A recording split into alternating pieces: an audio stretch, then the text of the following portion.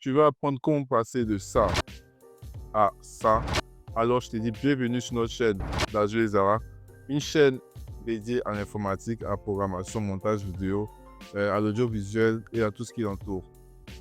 Aujourd'hui, nous allons aborder un sujet très important qui est le sujet du détourage. Mais avant d'aborder ce sujet, moi et Dazo voulons vous remercier parce que nous venons d'atteindre la barre des 100 abonnés. Donc aujourd'hui, comme je disais, on va passer sur Photoshop et apprendre comment détourer une image pour toutes vos illustrations, vos affiches et vos projets futurs. Ok, c'est parti.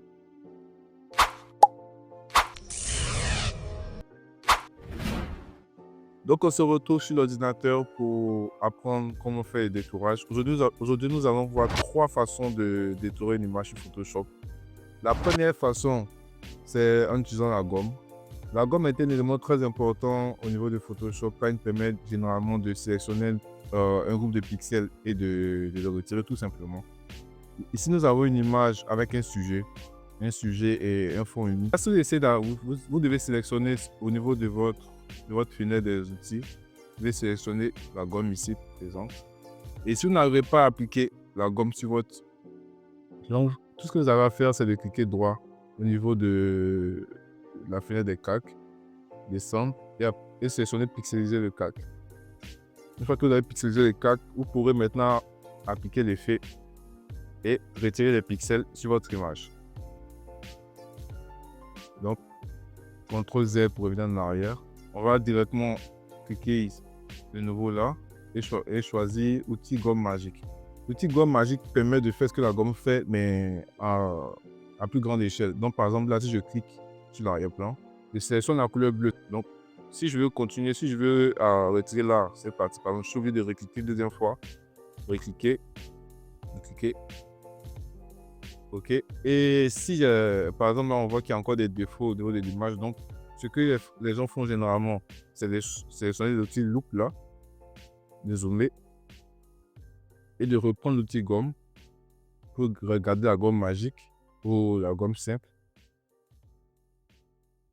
Et ici, pour être plus efficace, vous pouvez augmenter le rayon de la gomme. Donc, l'épaisseur, là, si je fais ça, j'augmente encore plus. Et je peux facilement retirer des pixels. Il faut être très minutieux. Donc, quand vous faites des erreurs, par exemple là, si je rate le visage, je fais un CTRL Z et je continue. Donc, c'est la première méthode que je voulais vous montrer aujourd'hui, mais comme vous pouvez vous en rendre compte, c'est pas vraiment parfait. Là, notre cuisinier, il est habillé en blanc et tout, mais on a encore des pixels bleus aux alentours de ses vêtements. C'est pour ça que nous allons voir une deuxième méthode qui est, à mon sens, la méthode la plus intéressante et la plus rapide déjà. Donc, nous sommes de nouveau sur une nouvelle image. Voilà. Donc, ici, on a un sujet. On aurait pu aussi utiliser la gomme, mais ce n'est pas le but dans ce tutoriel. Le deuxième élément que je vais vous montrer aujourd'hui, c'est une petite baguette magique. Vous verrez que sur le ruban du haut, il a été écrit sélectionner un sujet.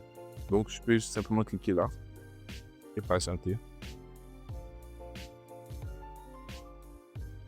Je patiente. Et comme vous pouvez vous rendre compte, ici, là, comme vous pouvez le voir, le sujet a été sélectionné. Donc, lorsque vous finissez d'activer l'outil baguette magique, vous pouvez aussi ne pas utiliser le raccourci sélectionner sujet qui est juste en haut là et partir directement sélectionner votre sujet sur l'image. Donc, vous maintenez la touche Shift ou Maj et vous sélectionnez les parties qui vous intéressent juste en tapant, en glissant. Voilà. Ce qui est assez pénible dans ce cas. Voilà. Donc, j'ai directement pris le sujet qui m'intéressait. Maintenant, à ce niveau, lorsque vous avez fini de sélectionner votre sujet, il faut appuyer sur CTRL J. Juste après ça, vous verrez apparaître un nouveau calque au niveau de votre fenêtre des calques. Et là, par exemple, si je fais ça, vous voyez que c'est le plan qui est là. Donc, le calque 1, c'est l'élément que j'ai choisi de sélectionner au centre. Voilà. Et le calque de derrière, bah, c'est mon image de vue. L'élément derrière, par exemple, si ça ne m'intéresse pas, bah, je peux simplement soit la retirer ou l'effacer simplement avec la petite poubelle là. Et voilà, j'ai fait une sélection. Ça, c'était la deuxième méthode pour sélectionner un sujet. La troisième méthode, c'est la suivante. C'est l'outil lasso magnétique. Vous cliquez là, clic droit, lasso magnétique. Une fois que je fais un premier clic sur l'image, je trace un premier point. Après, je me déplace tout autour de mon sujet. Voilà. Je fais des clics gauche. Voilà. Et c'est comme ça que je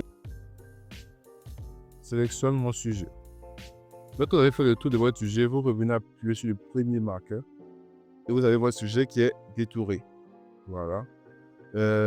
Imaginons maintenant que j'ai fait une erreur. Par exemple, disons qu'il y avait un élément là qui m'intéressait. Il me suffit là d'appuyer sur Shift, sur Image, et je commence une autre sélection. Par exemple, imaginons que je vais prendre cette partie aussi, je sais pas. Et lorsqu'il finit de choisir cette partie, la sélection que je viens de faire s'ajoute à la sélection passée. Voilà. Et imaginons par exemple que je vais au contraire retirer une partie. Donc, je maintiens cette fois Alt, ALT sur mon clavier. Et je fais peut-être une autre sélection. Voilà. Et lorsque je boucle cette sélection, vu que je l'ai fait en appuyant sur le bouton Alt, la sélection que j'ai appliquée là se retrouve retirée de la première sélection que j'ai faite. Voilà. Donc là, je peux appuyer sur CTRL Z. Et comme pour la deuxième étape, la deuxième méthode que je vous ai montré, il vous suffit là d'appuyer sur CTRL J. Voilà, pour dupliquer le calque. Et là, vous aurez simplement, je prends un petit sélecteur, la sélection là et l'image en arrière. Donc, merci d'avoir suivi cette vidéo. Moi, Idazur, vous remercions encore une fois pour les 100 abonnés.